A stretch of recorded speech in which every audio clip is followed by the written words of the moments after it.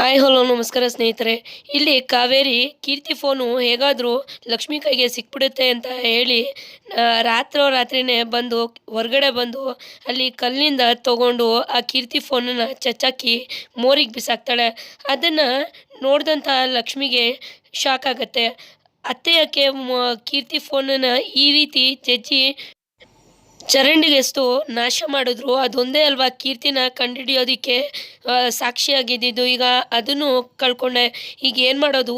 ಈಗಲೇ ಹೋಗಿ ಅವ್ರನ್ನ ಮನೆಯವ್ರ ಮುಂದ್ಗಡೆ ಎಲ್ಲ ಇಟ್ಕೊಳೋದಾ ಅಥವಾ ಏನು ಮಾಡೋದು ಅಂತ ಯೋಚನೆ ಮಾಡ್ತಿರ್ತಾಳೆ. ಇಲ್ಲ, ಈಗಲೇ ನಾನೇನಾದರೂ ಇದನ್ನು ವೈಷ್ಣವ್ರವ್ರಿಗೆ ಹೇಳಿದ್ರೆ ಮತ್ತೆ ಅತ್ತೆ ಮತ್ತೊಂದು ಪ್ಲ್ಯಾನ್ ಮಾಡಿ ಅದನ್ನೆಲ್ಲ ನಾಟಕ ಆಡಿ ಇದೆಲ್ಲ ಸುಳ್ಳು ಅಂತ ಹೇಳಿಸ್ಬಿಡ್ತಾರೆ, ನಂಬಿಸ್ಬಿಡ್ತಾರೆ.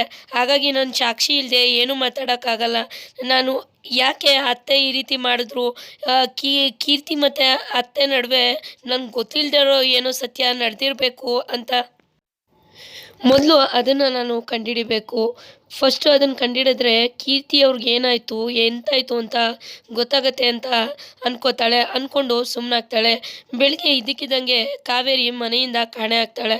ಆಗ ಮನೆಯವರೆಲ್ಲರೂ ಕೂಡ ಶಾಕ್ ಆಗ್ತಾರೆ. ಅತ್ತೆ ಎಲ್ಲೋದ್ರು ಅಂತ ಲಕ್ಷ್ಮಿ ಕೂಡ ಆಶ್ಚರ್ಯ ಪಡ್ತಾಳೆ. ನೆನ್ನೆ ತಾನೇ ನೋಡಿದ್ರೆ ಕೀರ್ತಿ ಫೋನ್ನ ಚಚ್ಚಾಕಿದ್ರು, ಈಗ ನೋಡಿದ್ರೆ ಅತ್ತೆ ಕಾಣಿಸ್ತಿಲ್ವಲ್ಲ, ಎಲ್ಲೋಗಿರ್ಬೋದು ಅಂತ ಅನ್ಕೋತಾರೆ.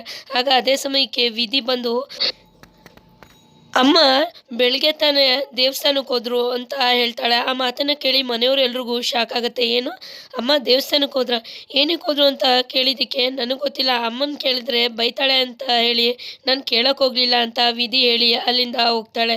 ಆಗ ಲಕ್ಷ್ಮಿ ಅತ್ತೆ ಮತ್ತಿನ್ನೇನು ಪ್ಲ್ಯಾನ್ ಮಾಡಿರ್ಬೋದು ಅಂತ ಯೋಚನೆ ಮಾಡ್ತಾಳೆ.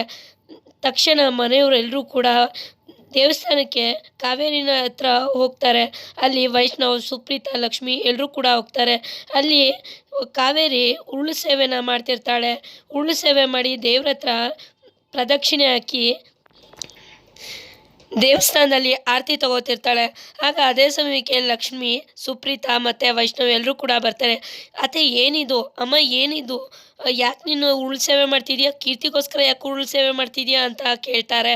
ಅದಕ್ಕೇ, ಇಲ್ಲ ನಾನು ಕೀರ್ತಿಗೋಸ್ಕರ ಉರುಳು ಸೇವೆ ಮಾಡಿದ್ದು ಅವಳಿಗೆ ಒಳ್ಳೇದಾಗಲಿ, ಅವಳು ಆದಷ್ಟು ಬೇಗ ಸಿಗಲಿ ಅಂತ ಹೇಳಿ ನಾನು ಉರುಳು ಸೇವೆ ಮಾಡ್ತಿದ್ದೀನಿ ಅಂತ ಕಾವೇರಿ ಹೇಳ್ತಾಳೆ.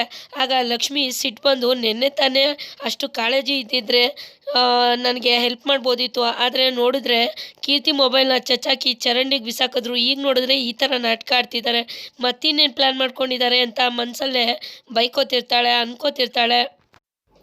ಮತ್ತು ಲಕ್ಷ್ಮಿ ಡೈರೆಕ್ಟಾಗಿ ಕಾವೇರಿ ಹತ್ರ, ಅತ್ತೆ ನೀವು ಕೀರ್ತಿ ಮೇಲೆ ಅಷ್ಟೊಂದು ಕಾಳಜಿ ಇದ್ದಿದ್ರೆ ನೆನ್ನೆ ಮೊಬೈಲ್ ಫೋನ್ನ ಹುಡ್ಕೋದ್ರಲ್ಲಿ ನನಗೆ ಸಹಾಯ ಮಾಡ್ತಿದ್ರಿ, ನೀವು ಅದನ್ನು ತಡೀತಿರ್ಲಿಲ್ಲ ಅಂತ ಸಿಟ್ಟಿನಿಂದ ಹೇಳ್ತಾಳೆ. ಆಗ ಕಾವೇರಿ, ಇಲ್ಲಮ್ಮ, ನಾನು ಬೇಕಾದ್ರೆ ರಿಸ್ಕ್ ತೊಗೋತೀನಿ, ಆದರೆ ನಮ್ಮ ಮನೆಯವ್ರು ರಿಸ್ಕ್ ತೊಗೊಳ್ಳೋದು ನನಗೆ ಇಷ್ಟ ಇಲ್ಲ. ನೀನು ನನ್ನ ಸೊಸೆ, ನಿನಗೆ ರಿಸ್ಕ್ ಆಗೋದು ನನಗಿಷ್ಟ ಇಲ್ಲ. ನೀನು ಕೀರ್ತಿ ಹುಡುಕ್ತೋದ್ರೂ ಪರವಾಗಿಲ್ಲ, ನಾನು ಅದ್ರ ಬಗ್ಗೆ ತಲೆ ಕೆಡಿಸ್ಕೋತೀನಿ, ನೀನೇನು ತಲೆ ಕೆಡಿಸ್ಕೋಬೇಡ ಅಂತ ಹೇಳ್ತಾಳೆ. ಆಗ ಆ ಮಾತನ್ನು ಕೇಳಿ ಲಕ್ಷ್ಮಿಗೆ ತುಂಬಾ ಸಿಟ್ಟು ಬರುತ್ತೆ. ಸಿಟ್ಟು ಬಂದು ಅಲ್ಲಿಂದ ಹೊರಟೋಗ್ತಾಳೆ.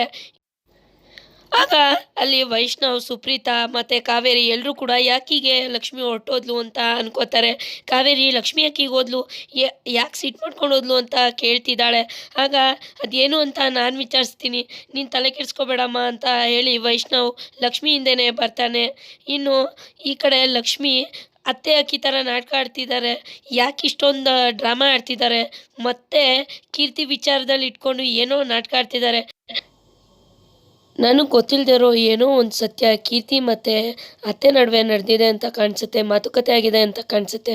ಅದಕ್ಕೆ ಅವರಿಬ್ಬರು ನಡುವೆ ಏನಾಗಿದೆ ಅಂತ ನನಗೆ ಗೊತ್ತಾಗ್ತಿಲ್ಲ. ಅದು ಏನು ಅಂತ ಮೊದಲು ಕಂಡುಹಿಡಿಬೇಕು ಅಂತ ಅನ್ಕೋತಿರ್ತಾಳೆ. ಆಗ ಅದೇ ಸಮಯಕ್ಕೆ ವೈಷ್ಣವ್ ಬಂದು, ಯಾಕ್ರಿ ಮಹಾಲಕ್ಷ್ಮಿಯವರೇ ಈ ರೀತಿ ನೀವು ಬಂದುಬಿಟ್ರಿ, ಯಾಕೆ ಏನಾಯಿತು ಅಂತ ಕೇಳ್ತಾನೆ. ಆಗ ನನಗೆ ಯಾಕೋ ಅತ್ತೆ ನಡ್ಕೊಂಡಿದ್ದು ಸರಿ ಇಲ್ಲ ಅಂತ ಕಾಣಿಸ್ತಿದೆ.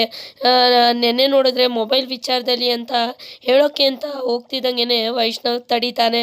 ನೀವು ಮೊಬೈಲ್ ಬಗ್ಗೆ ಎಲ್ಲ ಮಾತಾಡಬೇಡಿ, ನೀವು ಯಾಕೆ ಇಷ್ಟೊಂದು ಸಿಟ್ಟು ಮಾಡ್ಕೊಂಬಂದ್ರಿ, ಅಮ್ಮನ ಬಗ್ಗೆ ತಪ್ಪು ತಿಳ್ಕೊಬೇಡಿ, ಅಮ್ಮ ಕೀರ್ತಿ ಬಗ್ಗೆಗೋಸ್ಕರನೇ ತುಂಬಾ ಕಾಳಜಿಯಿಂದ ಈ ರೀತಿ ಸೇವೆ ಮಾಡ್ತಿದ್ದಾರೆ ಅಂತ ಹೇಳ್ತಿದ್ದಾನೆ.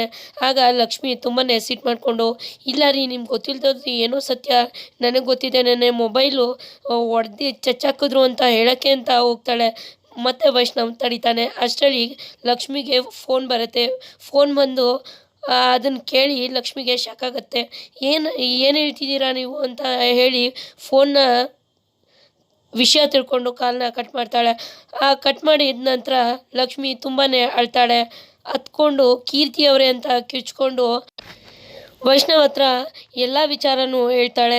ಕೀರ್ತಿ ಸತ್ತೋಗಿದ್ದಾಳಂತೆ, ಅವಳು ಡೆಡ್ ಬಾಡಿ ಸಿಕ್ಕಿದೆ ಅಂತೆ, ಪೊಲೀಸವರು ಬರೋಕ್ಕೆ ಹೇಳಿದ್ದಾರೆ ಅಂತ ಹೇಳಿ ಅಲ್ಲಿಂದ ವೈಷ್ಣವ್, ಸುಪ್ರೀತಾ, ಕೃಷ್ಣಕಾಂತ್, ಲಕ್ಷ್ಮಿ ಎಲ್ಲರೂ ಕೂಡ ಹೊರಟು ಕೀರ್ತಿ ಡೆಡ್ ಬಾಡಿ ಇರೋ ಜಾಗಕ್ಕೆ ಬರ್ತಾರೆ.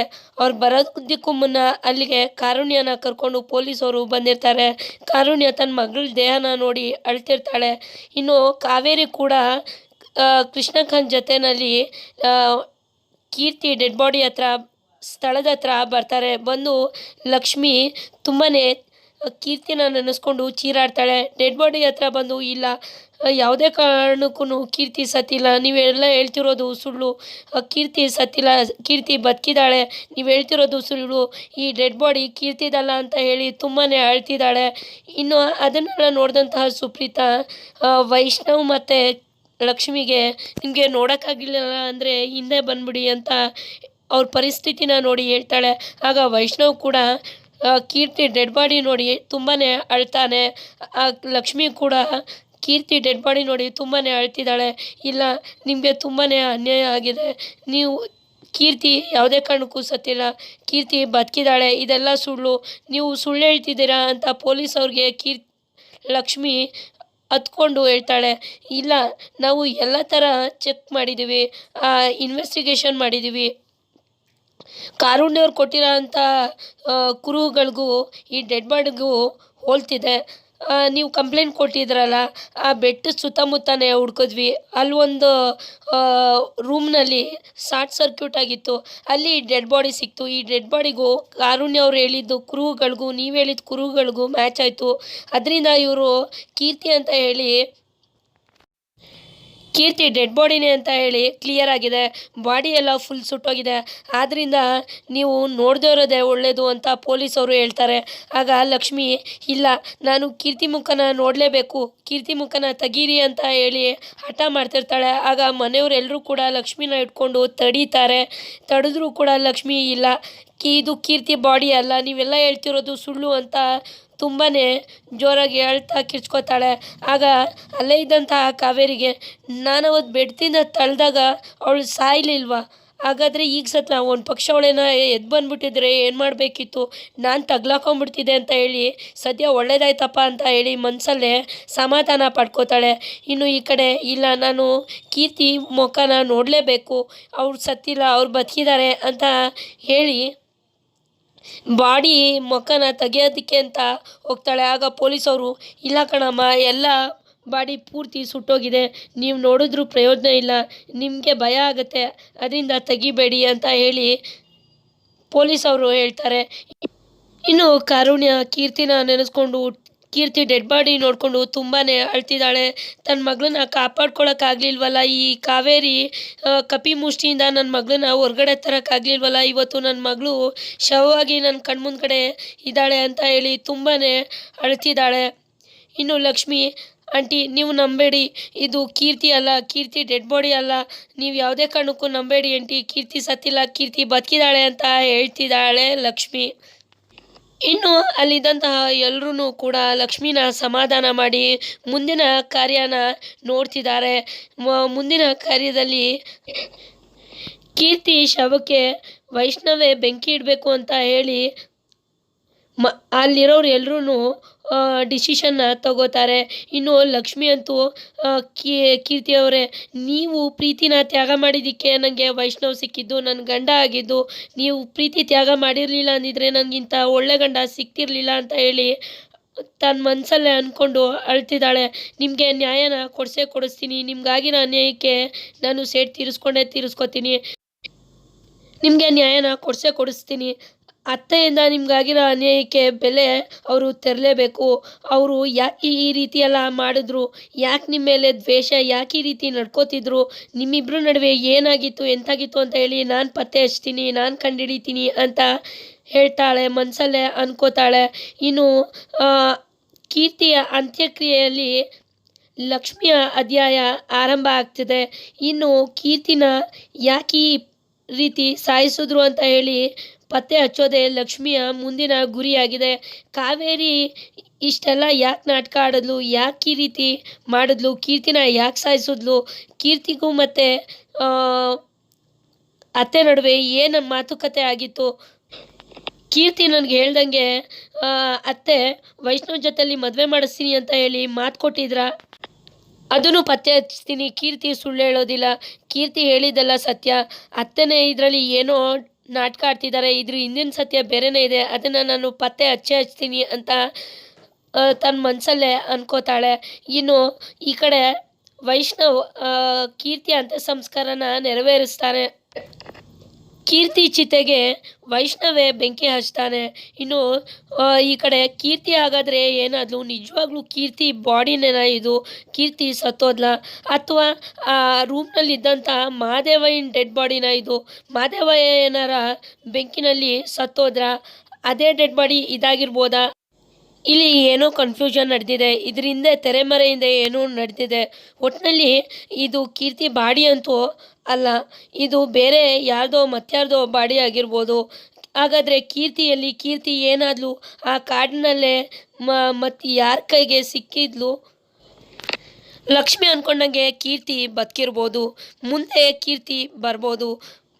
ಲಕ್ಷ್ಮಿ ಕೀರ್ತಿ ಸತ್ತಿಲ್ಲ ಅಂತ ಅಂದ್ಕೊಂಡಿರೋ ಪ್ರಕಾರ ಕೀರ್ತಿ ಬದುಕಿರೋ ವಿಚಾರನೂ ಕಂಡುಹಿಡಿತಾಳ, ಮತ್ತು ಕಾವೇರಿಗೆ ತಕ್ಕ ಶಾಸ್ತಿನ ಕಲಿಸ್ತಾಳ. ಅವಳು ಆಡಿರೋ ಆಟಕ್ಕೆ ತಕ್ಕ ಬುದ್ಧಿ ಕಲಿಸ್ತಾಳ.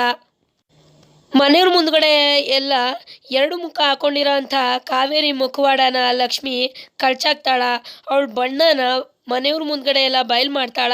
ವೈಷ್ಣವ್ ಮುಂದೆ ರೆಡ್ ಹ್ಯಾಂಡ್ ಆಗಿ ಕಾವೇರಿನ ಹಿಡ್ಕೊಡ್ತಾಳ. ಕೀರ್ತಿ ಕಾಣೆಯಾಗಿರೋದಕ್ಕೆ ಕಾವೇರಿನೇ ಕಾರಣ ಅನ್ನೋ ಸತ್ಯನ ಮನೆಯವ್ರೆಲ್ರಿಗೂ ಗೊತ್ತುಪಡಿಸ್ತಾಳ. ಮುಂದೆ ಏನಾಗುತ್ತೆ ಅಂತ ತಿಳ್ಕೊಬೇಕು ಅಂದರೆ ಈಗಲೇ ನಮ್ಮ ಚಾನಲ್ನ ಸಬ್ಸ್ಕ್ರೈಬ್ ಮಾಡೋದನ್ನು ಮರಿಬೇಡಿ. ಧನ್ಯವಾದಗಳು.